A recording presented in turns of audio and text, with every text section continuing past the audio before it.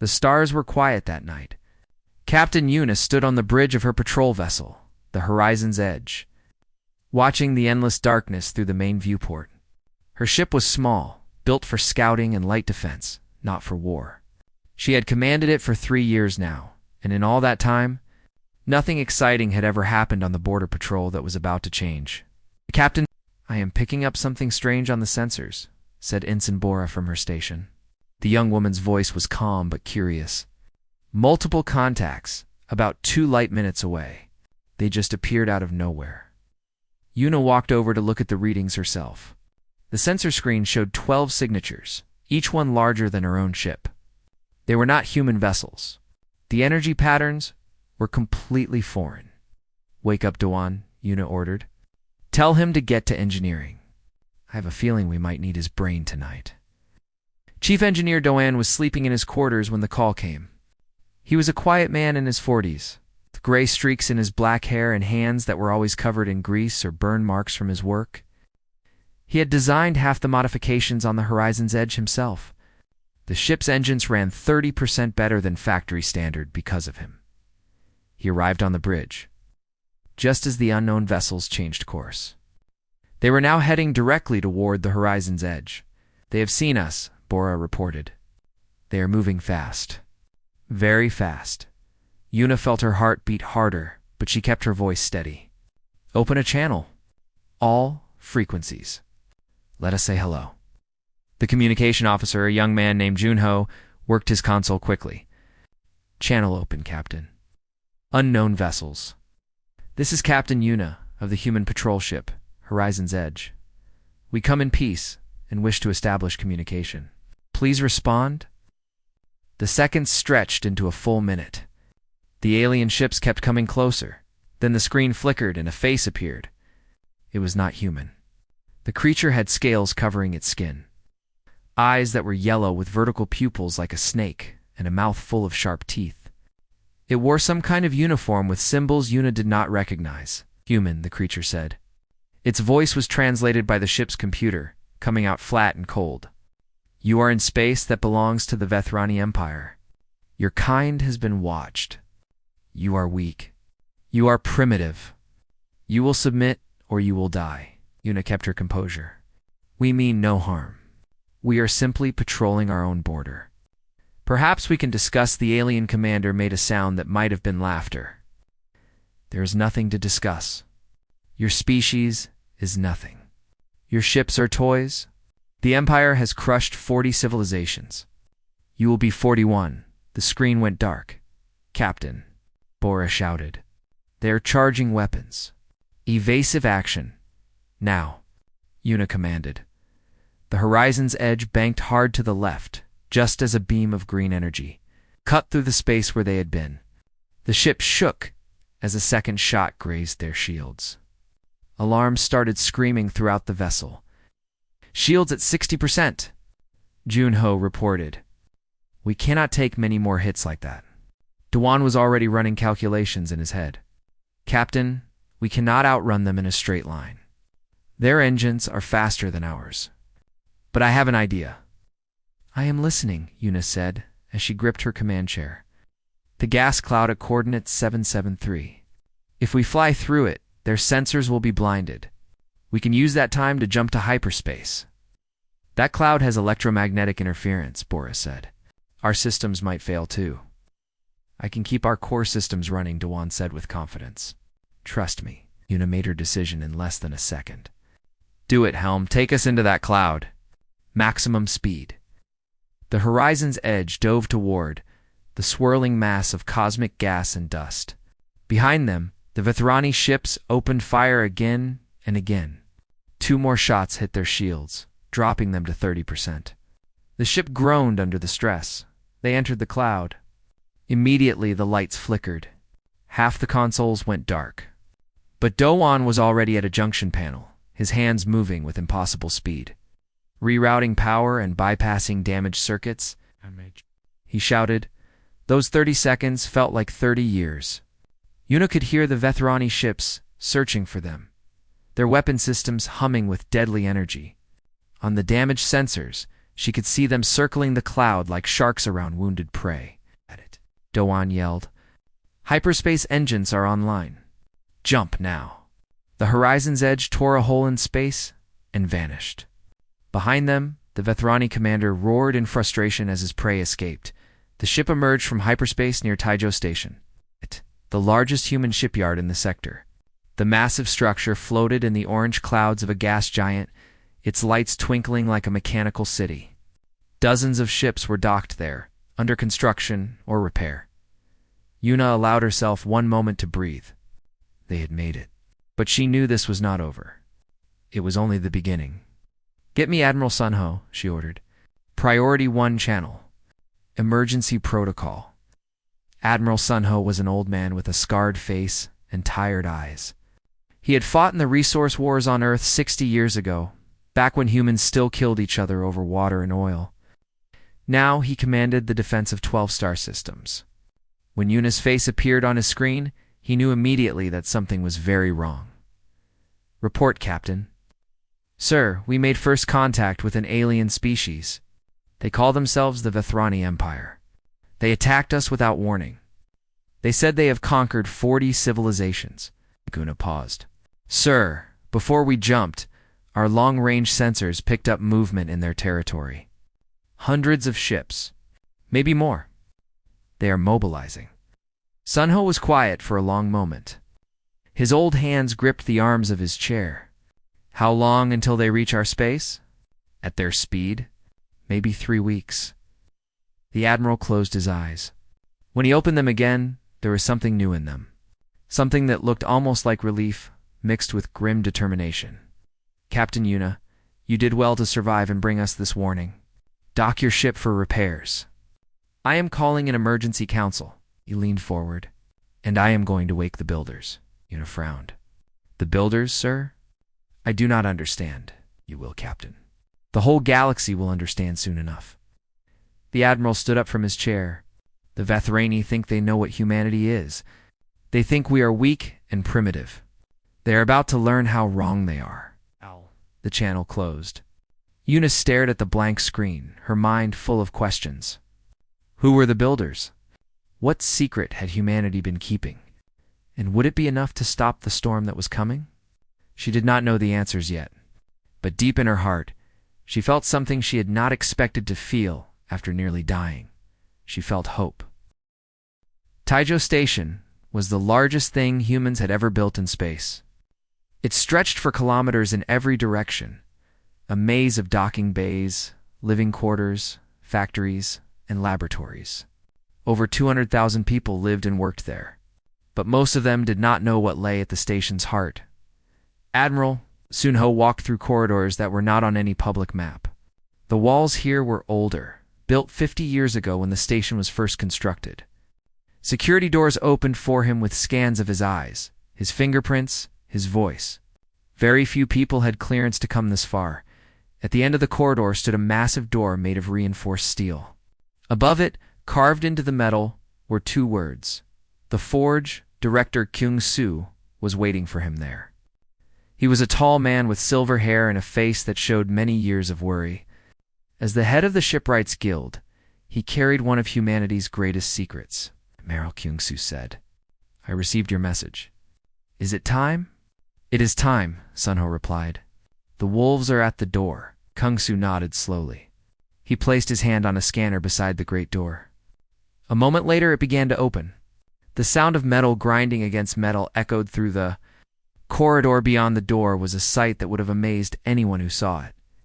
A cavern of impossible size stretched out before them, carved into the heart of the station. Assembly lines ran in every direction, connected by rails and conveyor belts. Giant robotic arms hung from the ceiling, waiting.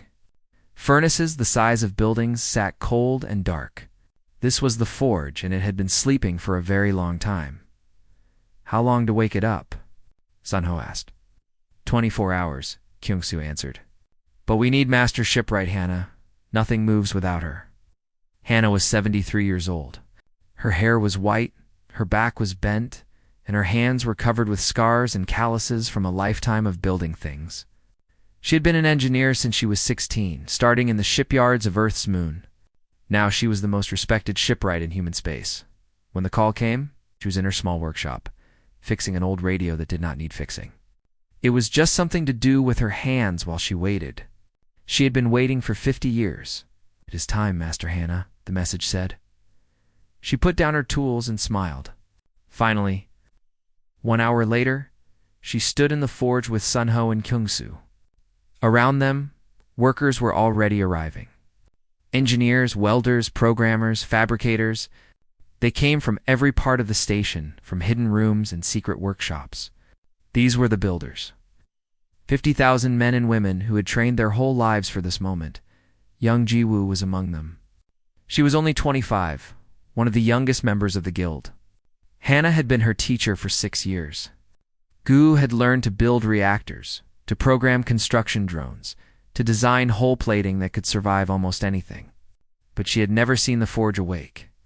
"Master Hannah," Jiwoo said, her voice filled with wonder as she looked around. "I did not know it was this big." "No one does," Hannah replied. That was the point. Admiral Sunho gathered the senior staff in a command center overlooking the main factory floor. On a large screen, he showed them the sensor data from the horizon's edge, 800 Vethrani warships, maybe more, heading toward human space. "We are outnumbered 20-1, Sunho said. "Our current fleet cannot stop them. If we fight with what we have, we will lose. Humanity will be destroyed or enslaved." He paused to let that sink in. "But we are not going to fight with what we have. We are going to fight with what we can build." He turned to Hannah. "Master Shipwright, tell them what the forge can do." Hannah stepped forward. Her voice was quiet but strong. "The Vethrani take 18 months to build a warship. Their methods are old, slow, wasteful. They have numbers because they have been conquering and stealing ships for centuries." She smiled. "We do not steal, create. And we have spent 50 years making creation into an art." She pressed a button. Behind her, the first furnaces roared to life. The sound was like thunder. "The forge can build a fully armed warship in 72 hours. Every ship we make teaches our systems how to make the next one better. By the time the Vethrani arrive, we will have a fleet to match them. And every day that passes, we will have more." The room was silent. Then Chief Engineer Dewan, who had arrived from the horizon's edge just hours before, raised his hand. 72 hours? That is impossible." "It was impossible," Hannah agreed. 50 years ago, it would have taken us 2 years. But we have been preparing. We have built machines that build machines. We have trained workers who can do the job of 10. We have created AI systems that never sleep and never make mistakes." Her eyes were bright with pride. "The galaxy thinks humans are new to the stars. They think we are children playing with toys. They do not know what we have been doing in the dark." Dewan looked at the massive factory coming to life around them. Sparks were already flying as welding machines activated. Conveyor belts began to move. The air filled with the smell of hot metal and electricity. "Why keep it secret?" he asked. "Why not show the galaxy what we can do?" Director Kung-Su answered that question. "Because the moment anyone knew, they would come for us. Every empire, every kingdom, every species that fears competition would unite to destroy us before we grew too strong. We had to wait until we had no choice.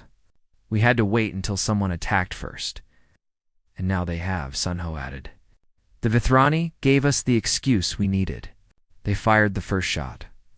Now we respond." The work began immediately. Jiwoo found herself running between assembly stations, checking quality, solving problems, coordinating teams. She had never worked so hard in her life. None of them had Hannah was everywhere at once. Despite her age, she moved with energy that amazed everyone. She checked hull welds, adjusted reactor calibrations, and shouted orders that were followed instantly. When workers got tired, she pushed them forward. When machines broke down, she fixed them herself. 12 hours passed, then 24, then 30-6, and then, from the largest assembly bay, the first new warship emerged. It was called the Unyielding. It was 300 meters long, armed with weapons that had never been used in combat, protected by shields designed from decades of research. It was beautiful and terrible at the same time. Gi Wu stood beside Hannah, watching the ship float out of the construction bay into the waiting darkness of space. Master Ji Wu said quietly, "Why did you become a builder? Why spend your whole life waiting for a war that might never come?" Hannah was quiet for a moment. "When I was young, I saw what happened when humans had nothing to protect themselves with. Wars over resources. Millions dead because we were not prepared." She watched the Unyielding join 3 other ships that had been completed at smaller facilities. "I swore that I would never let that happen again. I swore that when the danger came, we would be ready. And we are ready. We are." Hannah put a hand on Ji Wu's shoulder. "Now, we must prove it." Behind them, the forge continued its work. Another hull was already taking shape. Then another. The machines did not stop. The workers did not rest. And with every passing hour, humanity's fleet grew larger. The Vethrani were coming. They expected to find easy prey. They had no idea what was waiting for them. The colony of New Busan was a small world on the edge of human space. 40,000 people lived there, mostly farmers and miners. They had built homes, schools, hospitals. Children played in parks under an artificial sky. Old people sat in gardens and remembered. Earth. They never saw the attack coming. The Vethrani fleet dropped out of hyperspace without warning. The colony had no military ships, only a few transport vessels and cargo freighters. The planetary defense system was old and weak. It was designed to stop asteroids, not warships. The bombardment lasted only 20 minutes. When it was over, New Busan was burning. The Vethrani did not land troops or demand surrender. They simply destroyed everything and moved on, leaving behind only ruins and silence. High Commander Sirith watched the destruction from his flagship. His yellow eyes reflected the flames on the view screen.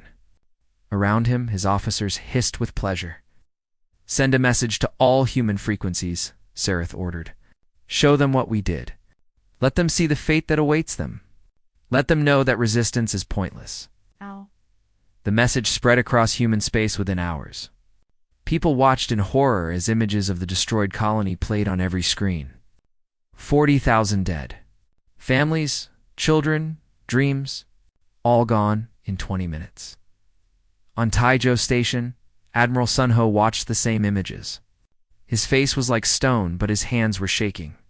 Beside him, Captain Yuna wiped tears from her eyes. "Monsters," she whispered. "Yes," Sunho agreed. "But monsters can be killed." He turned to his staff. "How many ships do we have now?" 112 combat ready, Director Kyung-soo reported. "The forge is producing 4 new vessels every day.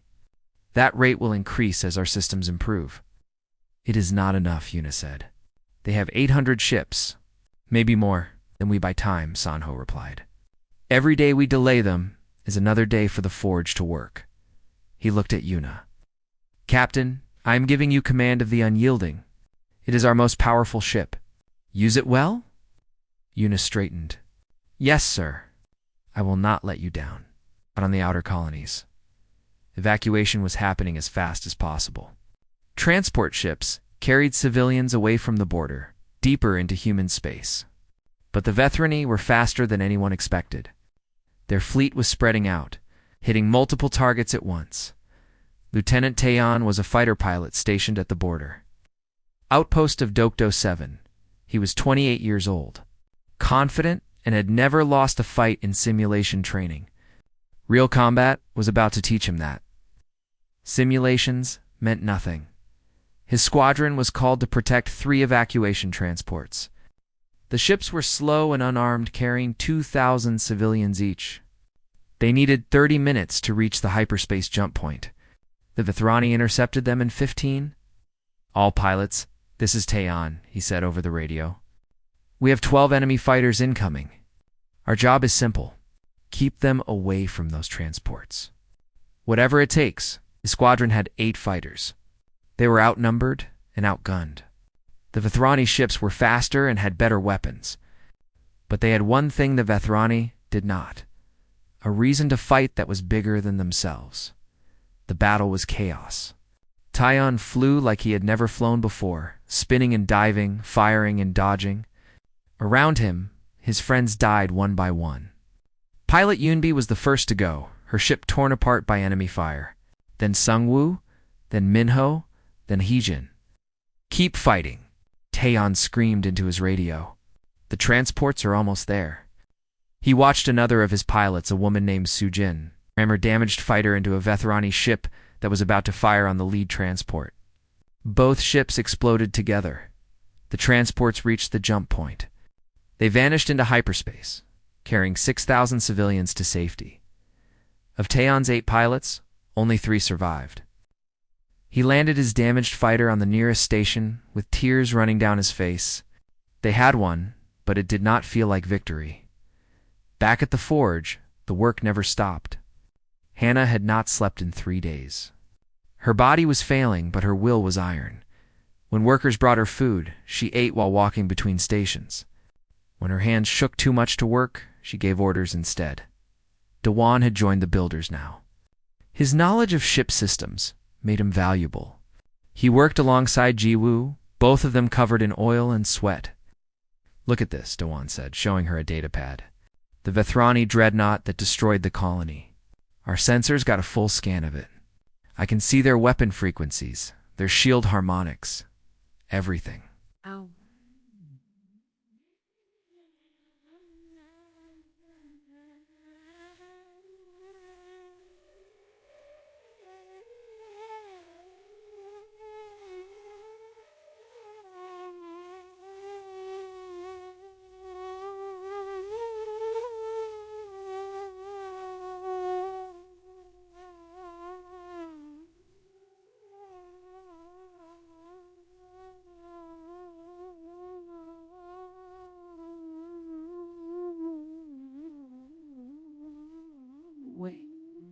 Winor. We can build countermeasures. Better than that, we can build weapons specifically designed to kill them. Oh. Doan smiled grimly. "Every time they attack us, they teach us how to beat them." On Earth, Counselor Murray addressed the unified human government. She was a woman of 50, chosen to lead in times of peace. Now she had to lead in war. "The Vethrani have refused all offers of negotiation," she announced. "They do not want peace. They do not want surrender. They want extermination." Her voice was calm, but firm. "We did not start this war. We did not want this war. But we will finish it." The speech was broadcast everywhere. Across 12 star systems, humans listened. They were afraid, but they were also angry. New Busan would not be forgotten. New Busan would be avenged. Commander Sarath received reports of the human response. He laughed when he heard them. "They think they can fight us," he said to his officers. "They think their little factories can save them. When we reach their precious station, we will show them the truth. We will crack it open like an egg and feast on what is inside." His fleet continued forward. 700 ships now, with more joining from conquered territories. The largest military force the Vethrani had ever assembled. All aimed at one target, Taijo Station. 2 weeks remained until they arrived at the forge. Ship number 150 rolled off the assembly line. Then 160. Then 170. Hannah collapsed on the factory floor. Workers rushed to help her, but she pushed them away. "I am fine," she insisted, though her face was pale and her breathing was heavy. "Help me up. There is work to do." Giwoo knelt beside her teacher. "Master, you must rest. You will kill yourself at this pace." "Then I die doing what matters," Hannah replied. "Every ship we build is 1,000 lives saved. Every hour I work is another family that might survive. How can I rest knowing that?" She got back to her feet. She walked back to her station. The workers watched her with something close to worship. Jiwoo followed, understanding now what it truly meant to be a builder. It was not just about ships and metal and machines. It was about sacrifice. It was about giving everything you had for people you would never meet. Admiral Sunho looked at the fleet count. 180 ships now. Still not enough, but getting closer. How long until they arrive? He asked 12 days, Yuna answered. Then we have 12 days to be ready. Sanho turned to the tactical display. Send word to all our ships. Defensive positions around Taijo Station. We make our stand here. Outside, in the cold darkness of space, the forge glowed with the fire of creation. Ships emerged from it, like weapons from a god's armory. And deep in the stars, the Vethroni armada came closer with every passing hour. The storm was almost here.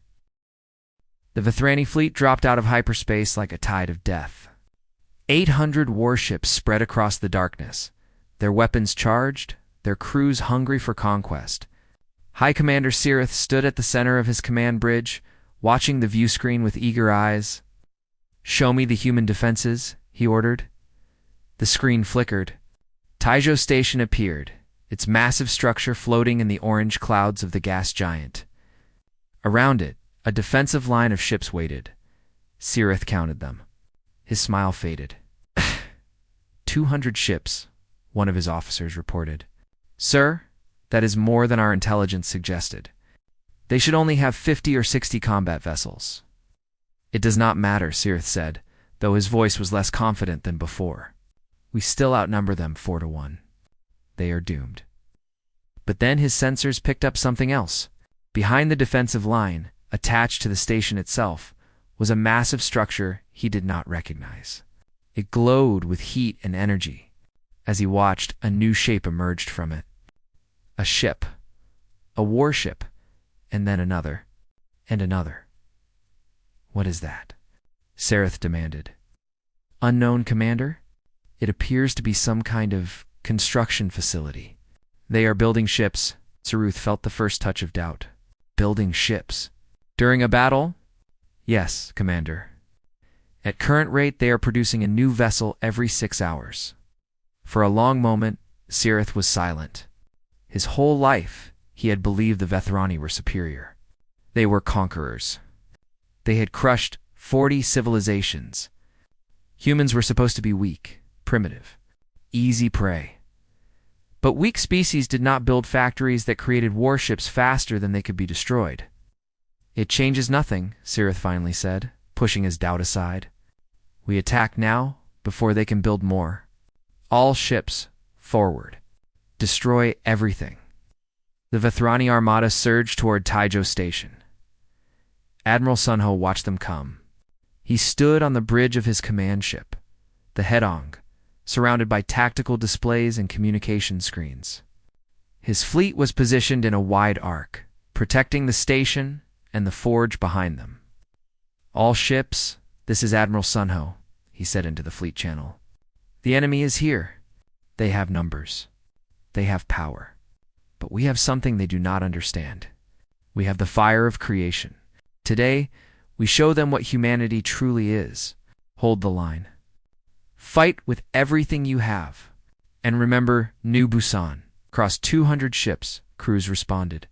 "Remember New Busan." First shots were fired. Captain Yuna commanded the Unyielding from its center bridge. The ship was massive, the largest vessel in the human fleet. Dewan stood at the engineering station, ready to adapt and modify systems in real time. Around them, a crew of 300 worked in perfect coordination. "Enemy dreadnought targeting us," the weapons officer reported. "Return fire," Yuna ordered. "Show them what our new cannons can do." The Unyielding's main guns roared. Beams of concentrated plasma crossed the distance between ships in seconds. They struck the Vethrani dreadnought's shields. The shields flickered, sparked, and collapsed. "Right. Their shields are down." "Hit them again," Yuna said. The second volley tore through the dreadnought's hull. Explosions rippled across its surface. Within minutes, the ship was breaking apart. Across the battle, similar scenes played out. Human ships used weapons designed specifically to defeat Vethrani technology. Every scan from New Busan, every piece of data from the border skirmishes has been analyzed and turned into advantage. But the Vethrani had numbers. For every ship they lost, they had 3 more to take its place. Human vessels began to fall. the Braveheart, the People's Shield, the Morning Star. One by one, they died, their crews fighting to the last breath. In his fighter, Taeyeon led what remained of the attack wings. His squadron had been rebuilt with new pilots, young men and women who had never seen combat before today. He tried to keep them alive. "Stay in formation," he shouted. "Watch each other's backs." A Vethrani fighter appeared behind one of his pilots, a girl named Yaren, who was only 20 years old. Taeyeon dove into the path of the enemy's fire, taking the hit on his own shield so she could escape. "Thank you, Lieutenant." Yaren called over the radio. "Me later." Keep fighting. At the forge, the work continued even as the battle raged outside. Hannah stood at the master control station, coordinating production despite the station shaking from near misses. "Ship 198 is ready," Jiwoo reported. 199 is 30 minutes from completion. "Not fast enough," Hannah said. She studied the battle data flowing across her screens. "The enemy dreadnoughts are our biggest problem. Their main weapons are cutting through our ships too easily." Doan's voice came through the communication channel from the Unyielding. "I am sending you the weapon frequency data now. Can you build something to counter it?" Hannah looked at the data. Her old mind worked faster than machines. "Yes, new shield modulators. I can have them ready in 2 hours." "You might not have 2 hours. Then you will have to give me 2 hours." Hannah turned to her workers. "New priority. Shield modulators. I need every fabrication unit on this now." The forge shifted its production. While ships continued to emerge from one section, another began creating small devices designed to strengthen shields against Vethrani weapons. 2 hours later, shuttles launched from the station. They flew through the battle, dodging enemy fire, carrying the new modulators to every human ship that could receive them. Cirith watched his tactical display with growing frustration. He was winning. His fleet was destroying human ships, but for every vessel he killed, another emerged from that cursed factory. And now something had changed. Human shields were suddenly stronger, absorbing hits that should have destroyed them. How are they adapting so fast? He demanded. No one could answer him. On the Unyielding, Doan installed the new modulator himself. He worked while the ship shook around him, while lights flickered and alarms screamed. When he was done, the ship's shields were twice as strong as before. "Doan, you are a genius," Yuna said. She designed it in 2 hours. The battle continued for 18 hours. 18 hours of fire and death, of desperate maneuvers and impossible courage. The space around Taizhou Station became a graveyard of broken ships. But slowly, the tide began to turn. Human ships fought smarter, not just harder. They learned from every exchange, adapted to every tactic. The Vethrani fought the same way they always had because it had always worked before. Against every other species, it had worked. Against humans, it was not enough. Saruth watched his fleet count drop. 800 became 700. 700 became 600. 500, Commander, his second officer said nervously. "We have lost over 300 ships. We should consider withdrawal." "Withdrawal." Cirith turned on the officer with fury in his eyes. "The Vethrani do not retreat." "Commander, look at the station." Cirith looked. 2 new warships were emerging from the forge at that very moment. The human fleet had 240 ships now, despite all his attacks. In a few more hours, they would have more ships than he did. For the first time in his life, Cirith felt fear. "All ships," he said, his voice hollow. "Concentrate fire on that factory. Destroy it at all costs." The remaining Vethrani vessels surged forward in a desperate attack. They ignored the human warships, taking terrible losses as they pushed toward the forge. Taeyeon saw them coming. His fighter was damaged, his weapons nearly empty. But he still had one thing left. "All attack wings, follow me. We stopped them here." 50 fighters dove into the path of the Vethrani fleet. They fought like demons. They died like heroes. Taeyeon took 3 enemy ships with him before his fighter was finally torn apart. He ejected at the last second, his pod floating in the wreckage, as he drifted in space. Watching the battle continue around him, he saw the human fleet closing in around the Vethrani survivors. He saw more ships emerging from the forge. He saw the enemy beginning to break, and he smiled. The Vethrani fled. Of 800 ships, fewer than 150 escaped. High Commander Sirith was not among them. His flagship was captured intact, its commander taken alive. The Battle of Taizhou was over. Humanity had won. The silence after battle was strange. For hours, Taizhou Station had been filled with the sounds of war.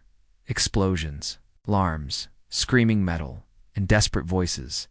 Now there was only quiet, broken occasionally by the distant hum of repair drones and the soft beeping of medical equipment. Captain Una walked through the corridors of the Unyielding. Her ship had survived, though it bore scars from 100 impacts. 37 of her crew were dead.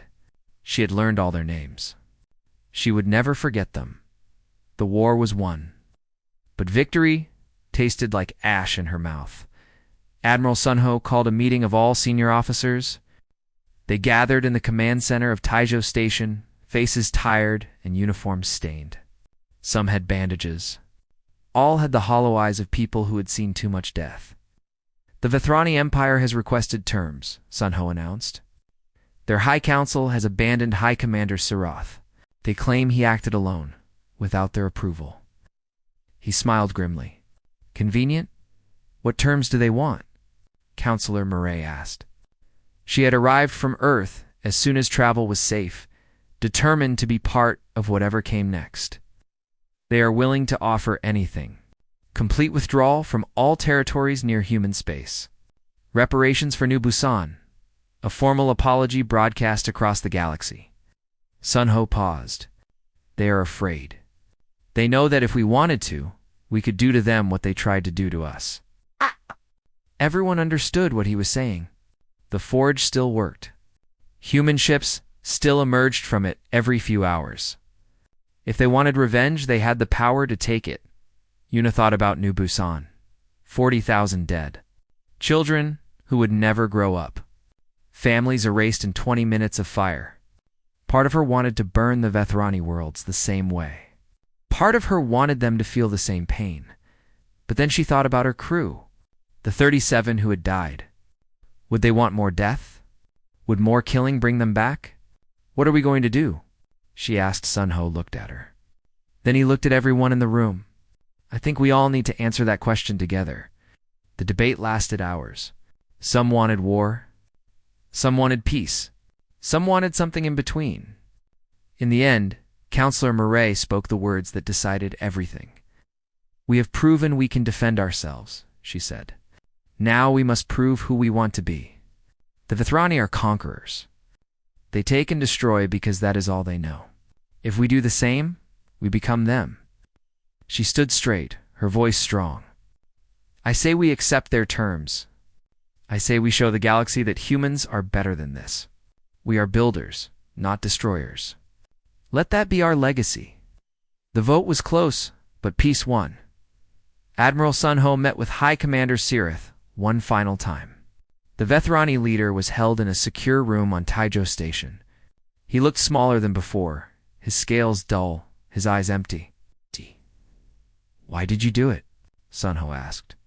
Why attack us without provocation? You knew nothing about us. Sirith laughed bitterly. We knew enough. We knew you were young. We knew you were expanding. In the galaxy, the strong eat the weak. That is the only law. We thought we were strong, and you were weak. He looked at Sunho with something like respect. We were wrong. Yes, you were. Sunho leaned forward. We are going to let you go. You will return to your people and tell them what happened here. Tell them that humans do not want war. We do not want conquest. We just want to build our worlds and live in peace. His voice hardened. But also tell them what happens when someone tries to destroy us. Tell them about the forge. Tell them about ships that build themselves faster than they can be killed. Tell them that the next empire that attacks us will not survive to request terms. Sirath nodded slowly. I will tell them. They will listen. After today, everyone will listen. The news of the Battle of Taizhou spread across the galaxy faster than light. Species that had never heard of humans suddenly knew their name. Empires that had considered expansion toward human space quietly changed their plans. Diplomatic envoys arrived at Taizhou's station from dozens of civilizations, all wanting to meet the builders who had defeated the Vetch. Ronnie at the forge, the work finally slowed. Hannah had collapsed again after the battle and was now resting in the medical bay. Giwu sat beside her bed, watching her mentor sleep. "You saved us all," Giwu whispered. "You and the other builders. 50 years of preparation for one moment, and it worked." Hannah opened her eyes. Her voice was weak but warm. It was not just 50 years. It was generations. Every engineer who taught me, everyone who came before us, they all built toward this day. She reached out and took Jiwoo's hand. "Now it is your turn. Your generation. You must decide what we build next." "What do you think we should build?" Hannah smiled. "Peace, understanding. Ships that explore instead of fight. That was always the dream, you know. The forge was not built for war. It was built to make sure we could survive long enough to reach for something better." In the shipyards, Dowan was working on new designs.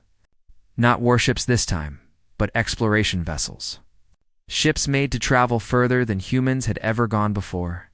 Ships built to discover, not destroy. Taeyeon had survived his ejection and was recovering in a hospital bed when he heard about the peace agreement. He had lost friends in the battle. He had almost died himself. But when he heard that there would be no more fighting, he did not feel cheated. He felt relieved. A nurse came to check on him. "Lieutenant, you have visitors." 3 children walked into his room. He recognized them immediately. They were from the evacuation transports he had protected, the ones his squadron had died for. "We wanted to say thank you," the oldest child said. She was maybe 10 years old, with serious eyes. "Our parents told us what you did. You saved us." Taeyeon felt tears on his cheeks. "I just did my job." "Oh," the girl said. "You did more than that. You are a hero." She handed him a drawing. It showed a fighter pilot surrounded by stars.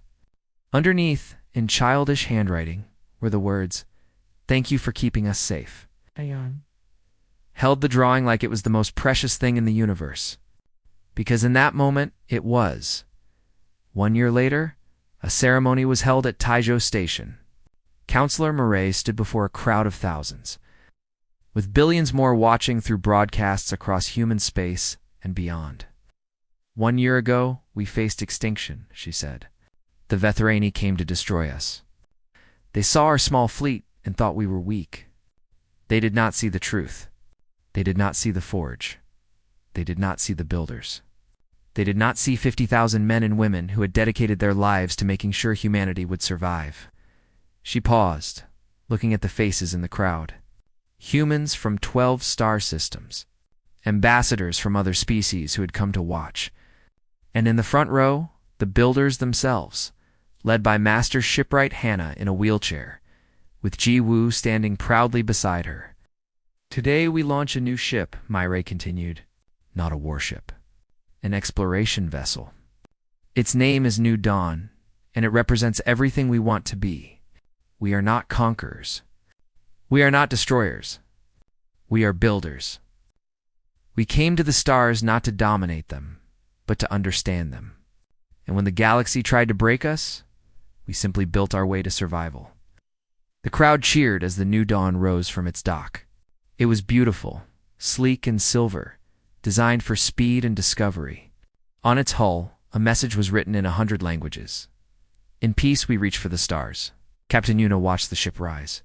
Beside her stood Dowan, who had helped design it. And beside him stood Taeyeon, recovered and promoted, ready for whatever came next. Do you think there will be more wars? Yuna asked quietly. Probably, Dowan admitted. The galaxy is dangerous. There will always be those who want to take what others have built. Then we will be ready, Taeyeon said. We will always be ready. Anna, watching from her wheelchair, smiled at the young people around her. They were the future now. They would build the ships, design the technology, and carry humanity forward. She'd given them the tools. What they created with those tools was up to them. The new dawn vanished into the stars, heading toward unknown worlds and undiscovered wonders. Behind it, Taizhou Station continued its work. The forge never truly stopped. New ships emerged regularly, some for defense, some for exploration, some for trade. Humanity had announced itself to the galaxy, not as conquerors or victims, but as creators, as builders, and the galaxy would never forget the lesson taught at the Battle of Taizhou. Never underestimate the species that builds in the vast darkness of space.